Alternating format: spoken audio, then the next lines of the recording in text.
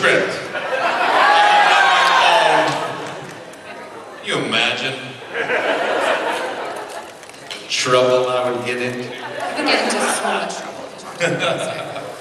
My first question, I'm going to kick things off, and then we're going to turn to fan questions since we have so many. I know you probably can't talk much about the final season of Stranger Things, but we got some Stranger Things fans in the audience.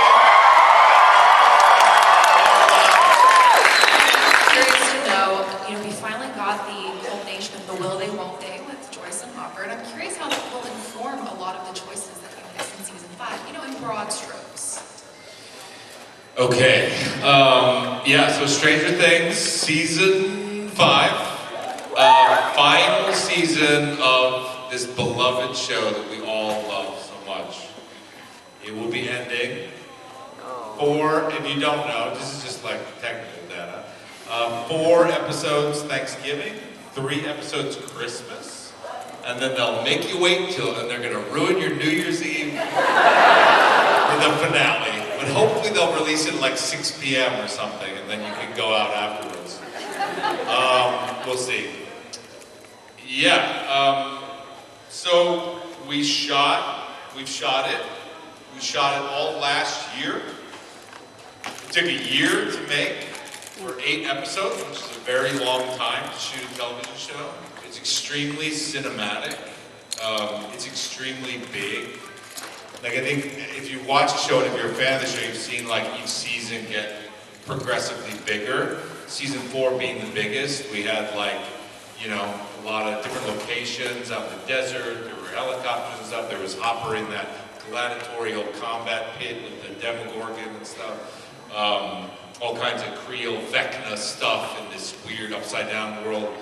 And season 5 is like 5 times the size.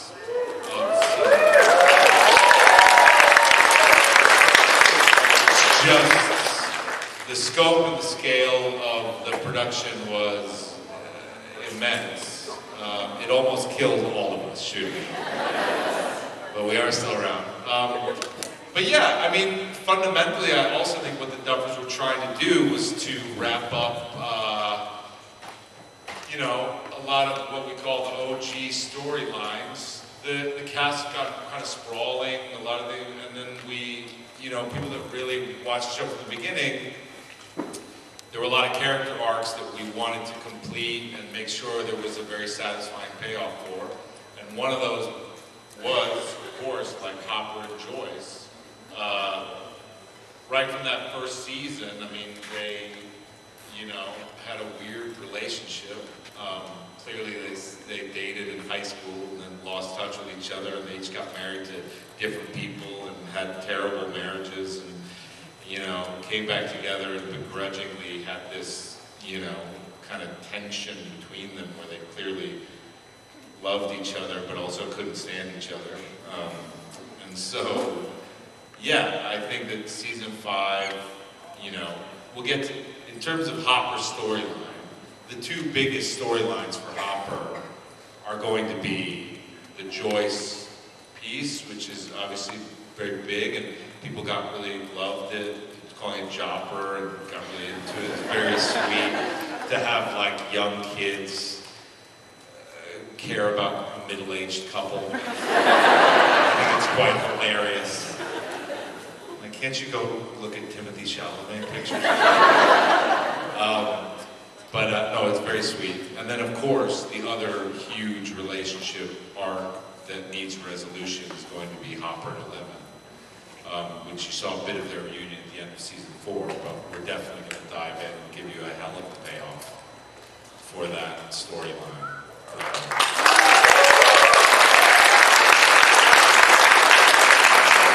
I look forward to it. And now we're going to turn things over to the fans. I see we have one ready to go.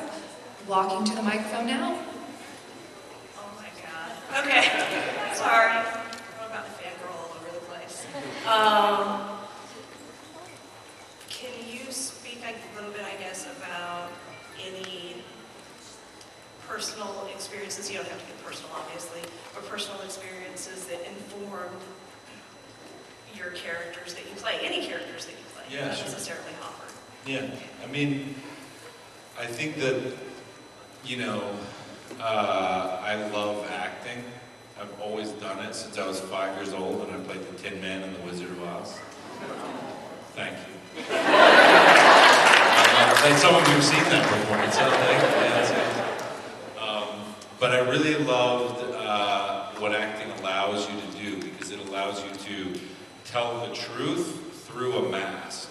So it allows you to not have to be yourself, and yet you can tell the truest expression of what you feel it's like to be on this earth, or to experience being a human being, right? But you don't have the burden of being like, you know, nowadays a lot of people are sort of personalities or influencers on the internet, and it's all about them.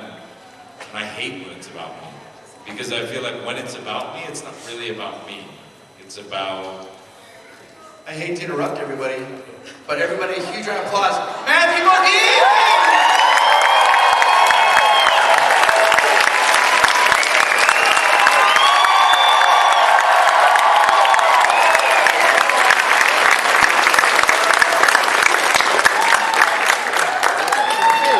What's up, Tampa? Stole my thunder right in the middle of my serial answer about acting and the nature of reality. But anyway, no, I was just saying that, like, I don't know, I'm curious about your take on this too. So acting to me is like, I'm allowed to be more myself than myself, because I feel like when it's actually about me and my life, my personality, I don't actually express my feelings as richly as I do when I'm wearing a mask of a character, and I'm allowed to like actually like express something. I find myself to be able to express something more deeply. You don't feel that way. I don't even understand what you just said. Here we are. Hi, David. Yeah, I don't... Acting is really weird. It's really, right? I mean, it's... you put on... I love it. Don't you love it? Oh, it's great. Oh. Yeah, no, it's wonderful. You get to wear other people's clothes. You get to meet the most extraordinary artists from all kinds of different backgrounds, whether they're costume designers, set designers, writers, directors. You get to travel to these extraordinary places, and so it's a wonderful opportunity to learn. That's what I love about it, and I think that's what we're here on this planet to do, is to learn about one another and to experience life as deeply as possible. So through these characters that David has so beautifully portrayed over a 30-year career now. I started when I was 5. I was just telling them about my performance in A Wizard of Oz, so it's been a 45-year career. Yeah. The first time I saw you was in London on stage in Tennessee Williams' play. I think it was Tennessee, wasn't it? The Albee play, it was Brave New World, man? No. Was it Tennessee Williams? No? Night of the Iguana or something like that? I'd love to do it, though. I'd love to. You've seen me do that part, because I'd love to play that part. It was so good. But anyway, I mean, I guess what the question was about, like, what I use to express these things. And I think that, like, you know, I guess I would say in the general form, it's the wackiest or most unacceptable parts of me. I get to allow myself to be, you know, I mean, I've talked about struggles with mental illness and things like that, and feeling weird and feeling like I don't belong, and feeling like uncomfortable in my body, or like things like that. And those things, you know, James Dean said that if you take your neurosis and you put them into a character, it can be quite beautiful to watch, because you get to watch someone be vulnerable. But like to walk around with it, it's kind of annoying. So it's great to be able to use all the things that I don't like about myself and pour them into these things, and have people have compassion for characters, because that's what I want to do. It's a great question. Thank you. I wanted to say thank you for being such an advocate for mental health and It's my pleasure. Thanks. Next question. My question is, I had to write it down because I'm so nervous. What was it like working with a cast made of mostly kids, seeing them grow up, basically, and how is it different on set now that they're adults? You answer that one.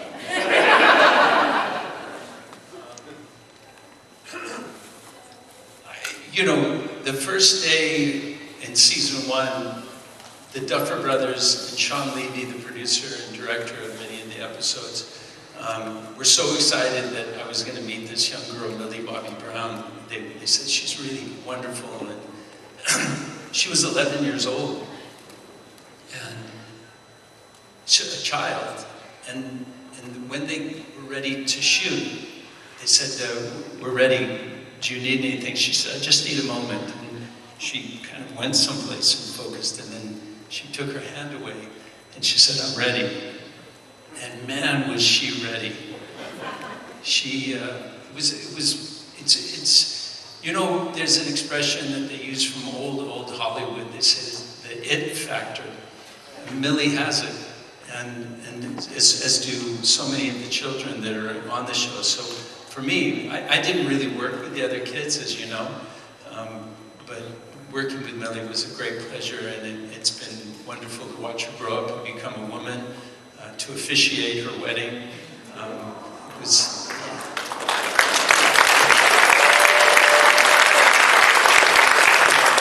They wanted David to do it, but he wasn't available. It's annoying. Those brats are horrible. And they just get worse and worse. No, I'm kidding. I mean, they're, you know, it's hilarious. It's very weird, though, I have to say. Like, even for that first beginning, because we would, I mean, I remember being like, you know, for me it's a big break. It's like you're in a Netflix show, you're the lead of this time, and then you're around, like, you're doing takes and you're on 12-year-olds who are like, "You farted!" Like, it's my break, and like, you guys are gonna fuck this up for me. Pay attention. But I am, you know, yeah, they're great. They're really great kids, all of them. You know, this season in particular was quite beautiful. I wasn't shooting on the last day. I keep worrying about stuff I'm gonna get in trouble for. But the last day, you know, when you're at my character's funeral. Joking! I would never reveal something like that. Oh my God, Collider. Don't write that, Collider. No, on the last day of shooting, it was a bunch of the kids, and I wasn't shooting, and I had stuff to do, but I was like, oh, I'm gonna go.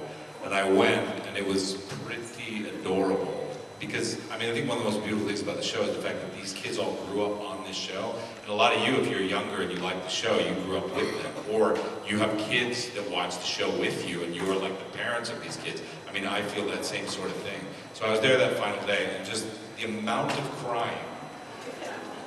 You know, it's like when your kid graduates from college or whatever, and you know, you're so proud, or your kid, whatever.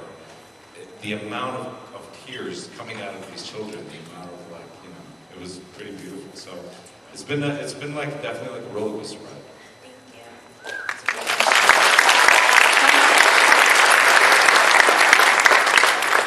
I want to say thank you so much. I brought my entire family, including these two guys right here. And as you were speaking about, they're just turned 12 today. But, Matthew, this is specifically for you. Do you recognize them? Are they my children?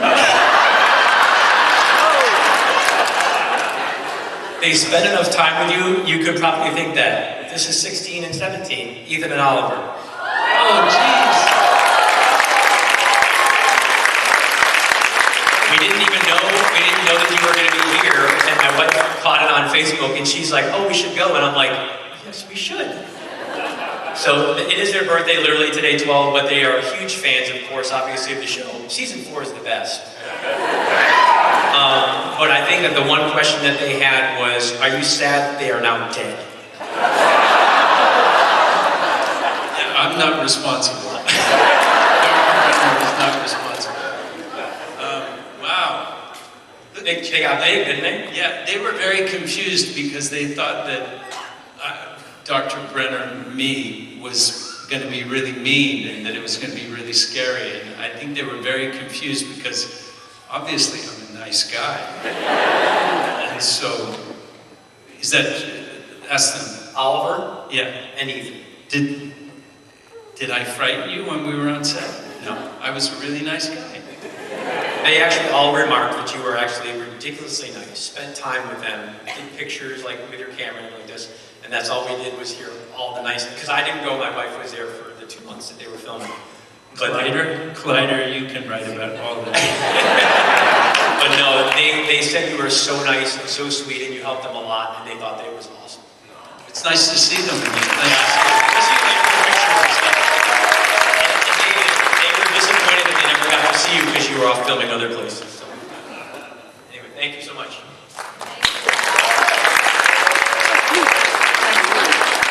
Hello. Hi, David. I wanted to ask, is there anything that you learned during the show that you learned about yourself that you didn't think you knew about yourself while filming? Yeah, you guys are asking all the hard questions. I was told there'd be no math. Sorry, but I wanted to ask. My son loves you. He's sitting over there. Yeah, I mean, again, I think it's like, hey, I think it's like you just, you know, the kids grew up on this show, but like I also grew up on this show. It's been 9 years that we've made the show, be 10 years. We shot, we started in, what was it, like August of 2015? So, like the amount of stuff I've learned just going through, you know, I mean, we went through COVID together, but we just went through everything. The show changed my life in terms of being an international presence in the world. I have never had any of that, so I had to learn a lot about that, being in the world in that way. It taught me about relationships and about people and about acting and about all kinds of stuff. I mean, it was a huge growth time for me. On behalf of the world, we just wanted to say thank you for your work and thank you. I'm a parent and I learned a great deal about mental health and you trying to be a parent again and show that passion for trying to grow your children and other people's children. So I thank you for that. I love it. Thank you.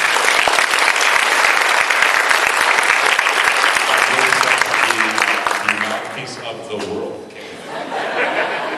Hello, my name is Oliver, and my question is for David. I was wondering what your relationship with Winona was on set, and what was your favorite scene to film with her, like, during the show? Like, what was your favorite? I mean, that woman's, like, amazing. I know. You can tell. There's, like, yeah, there's so many, I mean, I don't blame you. Like, there's so many diehard Winona fans out there. Yes. I mean, I have a different relationship to these people than you have, because you are a child. And like I was, like Matthew Modine and Winona Ryder were movie stars when I was a child. So like I was going out to the movie theaters to see Beetlejuice, the original Beetlejuice, when I was like 17 years old. With my friend, we were going to the Hawthorne multiplex and seeing Beetlejuice. And I was just like absolutely in love with this young actress who was just the most beautiful thing I'd ever seen. And it's like so talented and dark and funny. All the characters she chose, like in Heathers or Beetlejuice, just these dark, angsty kids that I related to. And I was like, oh my God. So I grew up with quite already a projection of her. Mm-hmm. So, when I first met her, like I just loved her so much. And then she just lived up to every ounce of that. She's so intelligent. She's such a unique person. She does have her own versions of, I'm not going to call it dark, but like a vulnerability to her. And she's just such a unique person in the world. So I can't really choose a scene that I think is my favorite, except there is a scene in season 5. Yes. Collider. Joyce and Hopper have AC in season 5. In the 25 hours of Stranger Things that you're going to get in 8 episodes, we do have a scene, maybe even several, but there was one scene in particular that I really did enjoy shooting. And she's just one of these actresses who, like, you know, there's some actors who you work with, I don't know if you feel this way, but you work with and off camera, you don't really care if they're there or not. Because like when the coverage is on you, sometimes there are actors that you work with that you're actually like, could you, yeah, you gotta go do something, you gotta take that phone call, it's fine, I'll do it. And because you have more of a connection or you can summon up whatever it is you need to summon up on your own. And then there are some actors that just unlock you. And it's like, I mean, and I did find that in the Marvel, when I work with Florence, like if I'm doing off camera without Florence, I'm not good. And Winona's the same. It's like when she's there in these scenes, there's something about looking in her eyes where it just becomes so electric that I can't do it without her. Well, that's so amazing. Say hi to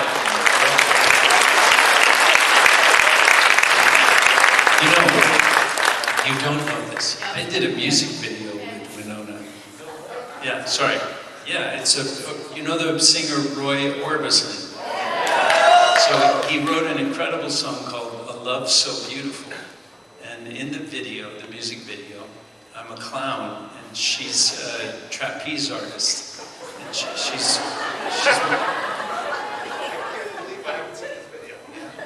Why are you laughing? It's really good, yeah. Love So Beautiful. Google it. Next up. This is for Matthew. So, I watched the movie Birdie. What was it like filming that movie? That was an incredible movie. I auditioned for Nick Cage's part. And I was working in Toronto with Mel Gibson and Diane Keaton on a movie called Mrs. Soulful. And Alan Parker called me up and he said, congratulations, you're going to be in the movie. And I said, are you going to change the character's name? And he said, what do you mean? I said, am I going to play Al Colombato? Am I going to play an Italian-American? Or are you going to change his name? He goes, no, you're going to play Birdie. And I said, no, I auditioned for Al. And he goes, yeah, but you're going to play Birdie. And Birdie was such a fragile character, you know, I'm 6'3", and it didn't physically make any sense that he would want me to play Birdie. And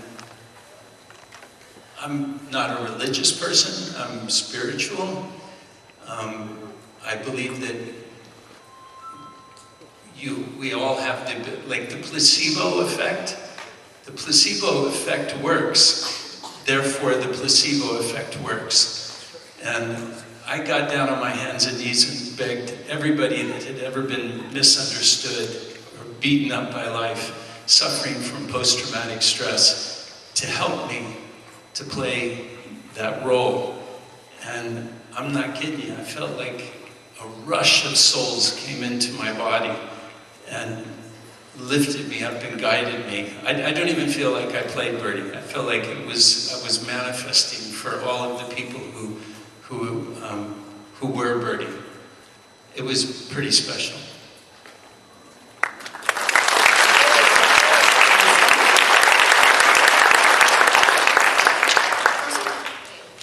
Alright, what is your guys' favorite season of Stranger Things? I like season 1.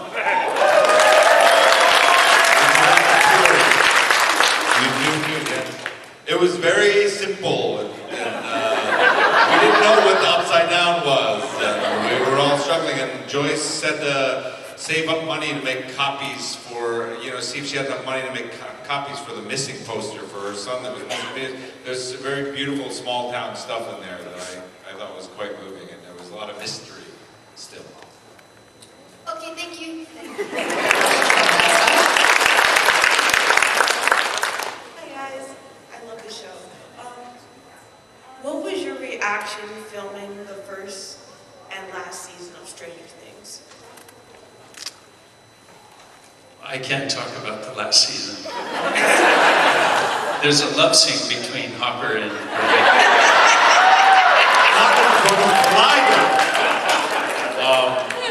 Yeah, something happens to Matthew Modine's character in season 4. Which sucks. For him. Shooting the final season of Stranger Things, as I said, was actually extremely difficult. Because they really did not hold back with the fireworks display. And that stuff takes a lot of time and a lot of energy. There was a lot of nights. There's a lot of, it was a very difficult season to film. But so the feeling was that it was like, like you're trekking to the Arctic to see the North Pole or something. Santa Claus. Back to the North Pole. You finally get there, and then once we got there, in like the last month, there was a euphoric sort of family, like, whoa, we did this thing for 10 years.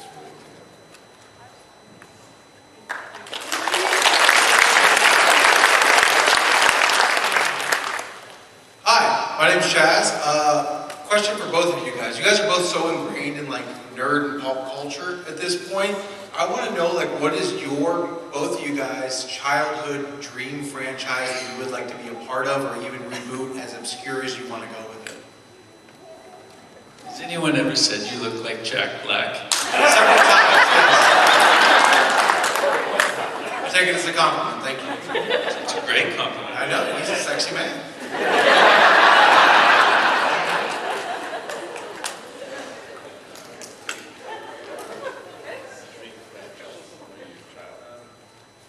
I just worked in King Kong Godzilla X King Kong Supernova. That was pretty exciting. Oh, to work with Godzilla, that's like the best co-star. I did a movie, I don't know, a few decades ago now called Jack and the Beanstalk, The Real Story. And I was in my trailer waiting to go to work, and I thought, geez, it's two hours. Why am I not working? It was the day that I was supposed to climb the beanstalk. And they said, no, we have a double of climbing the beanstalk. And I was like, no, I did this movie because I want to climb the beanstalk. And I was really upset about that. Because the child in me thought, I was really going to climb the beanstalk. That's why you signed up? Yeah, and go see the giant. I think that's how, I told you, actors are, it's a weird job. That I actually thought I was going to climb the beanstalk. Back that childhood wonder for you forever. Yeah, and I don't know what I was going to say. That was cool. I wanted to climb the beanstalk. So when I was working on Godzilla King Kong, that's what I was going to say. I kept waiting. I was like, wait a minute, Godzilla's not here in King Kong. I'm looking at Godzilla and King Kong as if they're there. And when you go to drama school, there's exercises you do where you come out and you have to see things that aren't there. And so so I was having to pretend that Godzilla, and I did the movie because I wanted to meet Godzilla. Yeah, so you want to make a real movie with a real 500-foot lizard that breathes fire. Forget the giant, just have Godzilla at the top of the beanstalk. You can climb that There you go. Look at that. I don't know. It's so funny. Like for me at this point right now, I'm kind of interested. I mean, whatever.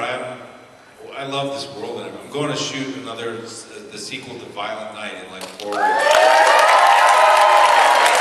I love the zombie world. I love the sci-fi world. But I do have like an HBO show coming out in January, which will be very adult. So I'm sort of looking to, do some more stuff that deals with the problems of a middle-aged man who doesn't have to fight monsters. Just familiar like his knees are hurting, and I feel you. He can't stick to the diet, things like that. Things that I grapple with, as opposed to Devin Gordon's. Yeah. I want to say you're a great Red Guardian, and you were a great choice for Hellboy. I thought Buddy, thank you. What does that mean, adult? Does that mean we're going to see you in your underwear?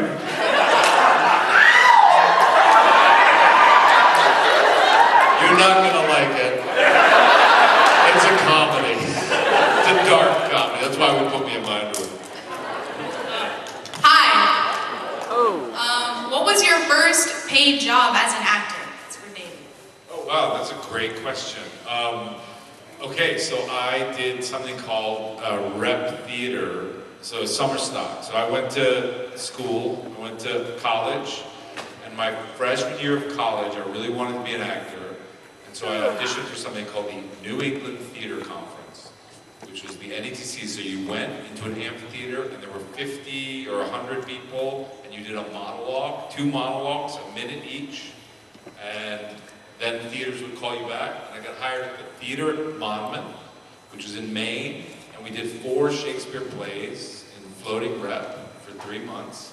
And I got paid $50 a week. And they gave me room and board, and the $50 was to buy beer.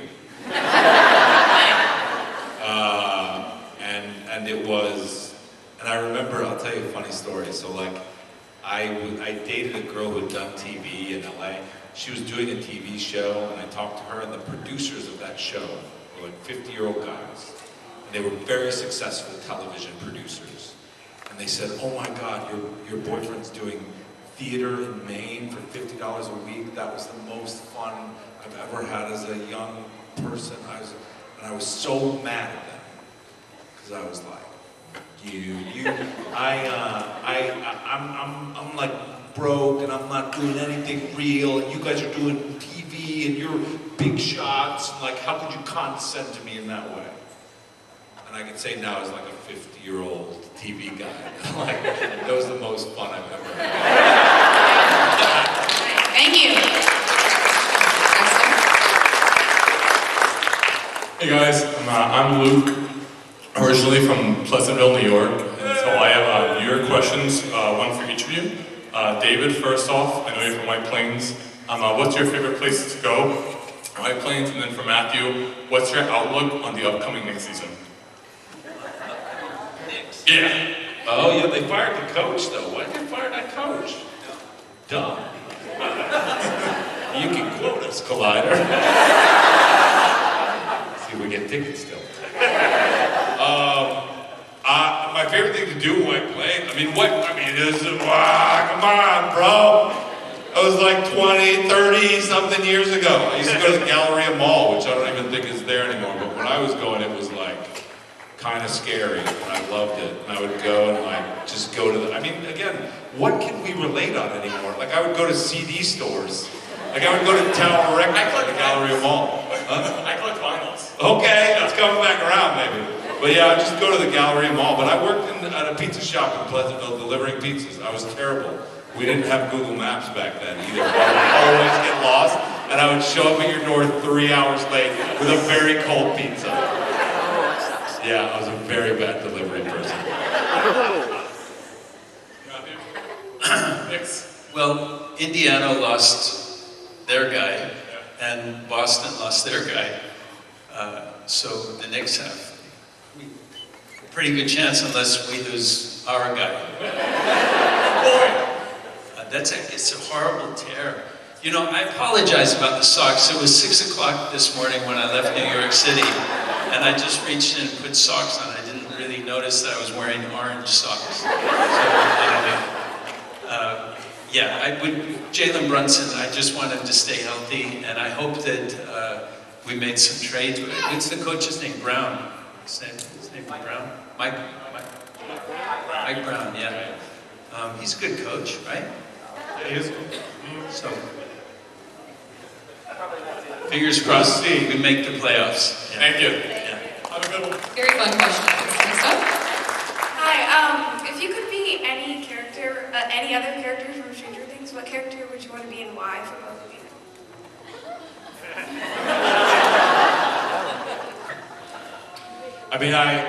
I've said this before, but I'm in love with Steve Harrington.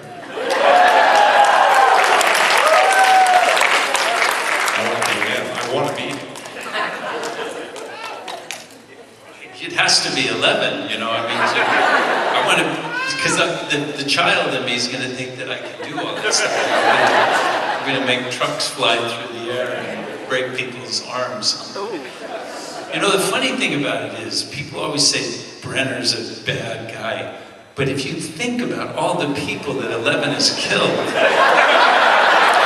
I'm just saying.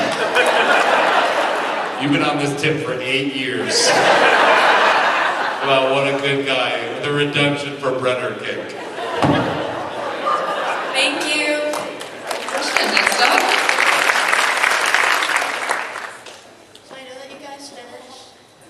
I know that you finished wrapping up season 5, and I was just curious, was there anything that you took from the set that you probably shouldn't have?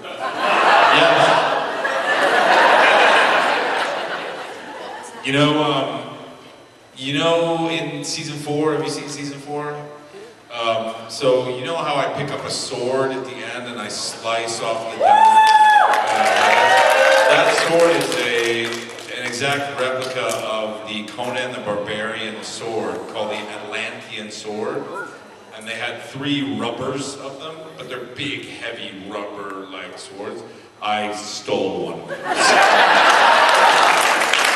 It's in my house right now on the table as I walk around on the phone with it in my swinging around doing business. I, of course, didn't steal anything because stealing is against the law.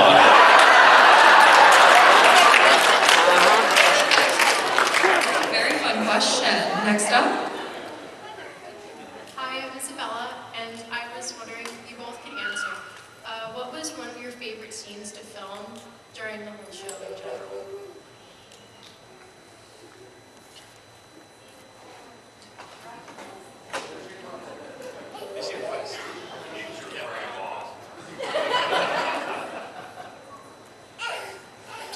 I can only think of my least favorite scene to film. It's a very brief scene, but in season 4, since we're going to talk about season 4, Hopper runs to the church where he finds the peanut butter and stuff. But he's busted out of the thing, he gets the shackles off his thing, he doesn't have any shoes on, he gets on that thing, goes over the thing, and then he ditches the thing and runs to the church. We were in Vilnius, Lithuania. It was 20 below, and there was snow on the ground. And they had like weird hobbit feet for me to wear for wide shots. But this was a close shot that they were gonna track me or something. I had to run through the snow up to this church, fumble with the keys, get in the thing, and close the door. And man, I have never experienced pain. Running through the snow several times in bare feet at 20 below degrees, I do not recommend. Thank you. What was it like in the Upside Down whenever you filmed it? You ever in the Upside Down? I was never in the Upside Down. You're standing outside and looking at the big hole a lot, though. Yeah, I'm the person responsible for the Upside Down. I don't want to go there. I want to send people to the Upside Down to go tell There's me that great sequence in season 1 where you send the guy in the rope in, right? And you're like, keep going, keep going! My Modine impression. Oh, keep going! And then he gets eviscerated, the rope just comes back, dead rope. Oh, bloody. Yeah. I'll tell you what, so shooting in the Upside Down is weird because, there's spores in the Upside Down? Yeah. You know how the film gets kind of grainy, it gets a little darker, and there's these white spores, and that's why everybody is wearing masks, or you see Steve in the final thing, right? And when I was in there, so right before they shoot, you're in there, they put some fog in, they roll the camera, and then a guy comes around with a little fan and a bunch of dandelion stuff and just sprinkles it right in your face.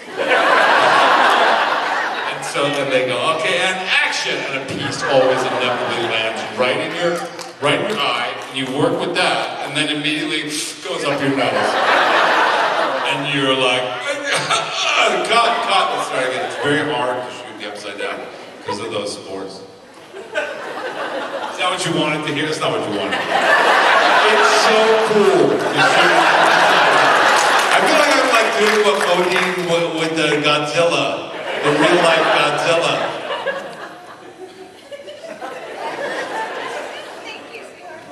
Walks over to the back. And you will be our last question. Last question. Oh. That was my daughter, by the way. Is that your daughter? Yes. Oh, I'm sorry I ruined her perception. Right there, teenage son. I have 5 daughters and one son, teenager. Is there a book for parenting? There was the book that Dr. Spock wrote, and then after he had children, he apologized to everybody because he got it all wrong. My therapist told me a funny story. He said he was going to write a book about parenting, and he was going to call it Nothing Works. Yeah, I get that. One more question, David. Is the Tin Man gonna... That was the last question, I'm sorry. It continues.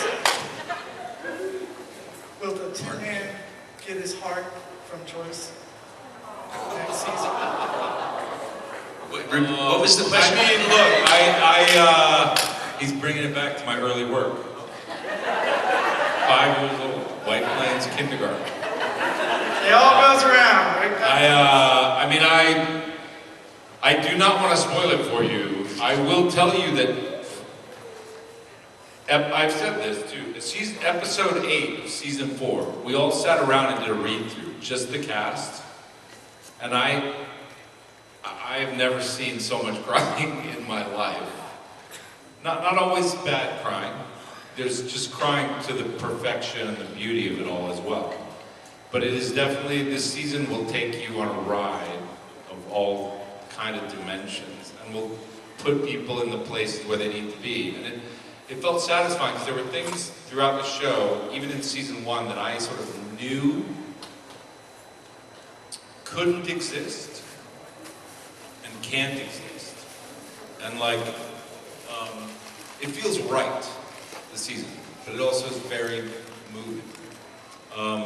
So I don't want to say either way, whether it's Hopper wins or loses, or this person, this or that. I'll just say that you'll go on a ride, and I do think you'll feel satisfied with the endings of all these different characters. I do think that these guys, there are other shows out there where you don't feel that satisfaction, or you feel like let down. I don't think you will feel that with this. I feel like you will have satisfaction that these characters are who they said they were in the beginning, and they deliver. Rooting for the Tin Man. Great way to wrap up this panel. We didn't have this question answered. We'll see them at the table to ask them. And let's put our hands together one more time for David.